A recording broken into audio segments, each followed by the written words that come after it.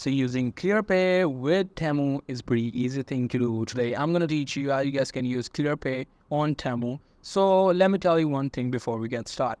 Clearpay is actually afterpay.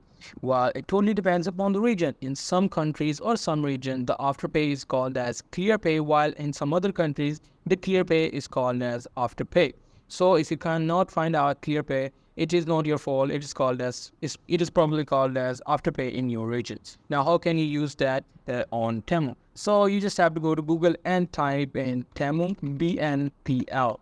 So what is Temu BNPL? So Temu BNPL means Temu Buy Now Pay Later. So this is a scheme by Temu in which, as you guys can see, you guys can use this, buy a product and instant, and you guys can pay them in installments. So it totally depends upon you, however you want to work with. You can also buy things at instant. So in this game, you will be able to use Klarna, Afterpay as well, and Affirm. So you just have to go to this, read all the description, read all the terms and conditions that they have written, and after that you will totally find out that how you guys can use the BNPL service of Temu. So you guys can use the Afterpay for this purchases on Temu.